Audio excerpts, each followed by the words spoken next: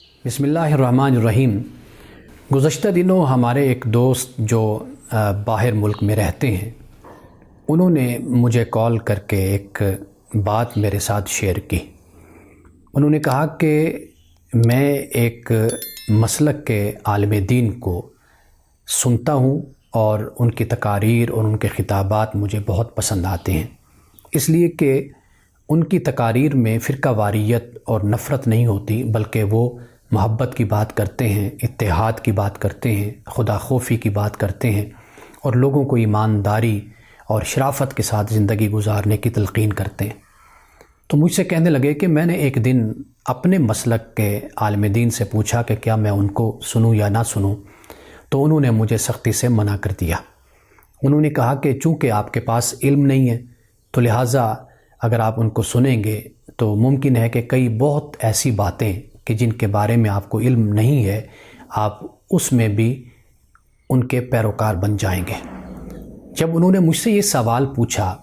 اور کہا کہ آپ اس بارے میں کیا کہتے ہیں، تو میں نے انہیں یہ کہا کہ آپ ضرور ان کو سنیں، صرف ان کو نہیں بلکہ جن کو بھی آپ پسند کرتے ہیں اور سننا چاہتے ہیں، بلا تفریق مسلک کے آپ ان سب کو سنیں۔ لیکن اگر کسی مسئلے پر آپ کو کوئی تشویش ہوتی ہے یا آپ سمجھتے ہیں کہ یہ مسئلہ کچھ مختلف ہے،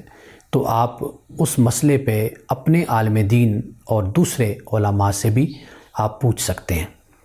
اگر آپ 3، 4، 5 علماء سے ایک ہی سوال کریں گے، پوچھیں گے، تو اس سے آپ کے علم میں اضافہ ہوگا۔ اگر آپ صرف اس بنیاد پر سننا روک دیں گے یا نہیں سنیں گے کہ آپ کے پاس علم نہیں ہے، تو اس سے آپ کے علم میں اضافہ نہیں ہوگا۔ اگر آپ اس جستجو کے ساتھ مختلف علماء کو سنتے ہیں اور ان کی گفتگو پر اٹھنے والے سوالات کے جوابات کو تلاش کرتے ہیں، تو اس سے آپ کے علم میں اضافہ ہوگا۔ اور یہی در حقیقت متوازن اور معتدل طریقہ ہے، یعنی ہمیں یہی انداز اختیار کرنا چاہیے کہ ہم اپنے اوپر علم کے دروازوں کو بند نہ کریں اس بنیاد پر کہ اس عالم کا تعلق فلاں مسلک سے ہے، فلاں مشرب سے ہے یا فلاں مذہب سے ہے، بلکہ یہاں تک کہ اگر کوئی عالم مسلمان بھی نہیں ہے، اس کا تعلق کسی اور مذہب کے ساتھ ہے، اس کو بھی اگر سن لیا جائے اور سننے کے بعد پیدا ہونے والے سوالات پر گفتگو کی جائے، غور و فکر کیا جائے اور علماء سے اور اہل علم سے رابطہ کیا جائے، پوچھا جائے، تو اس سے انسان کو سوالات کا جواب بھی ملتا ہے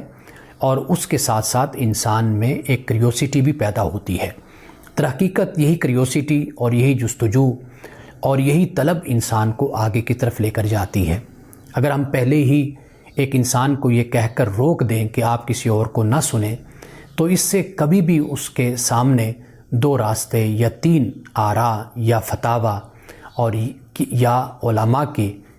کی خطابات کا حصہ وہ اس کے سامنے کبھی نہیں آئے گا۔ جب وہ سامنے نہیں آئے گا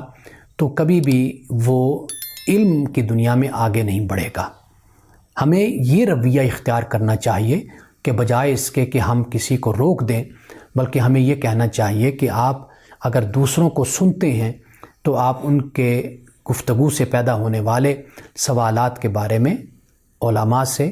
اور اہل علم سے آپ رابطہ کر کے آپ پوچھ سکتے ہیں کہ کون سی بات درست ہے اور کون سی بات غلط ہے۔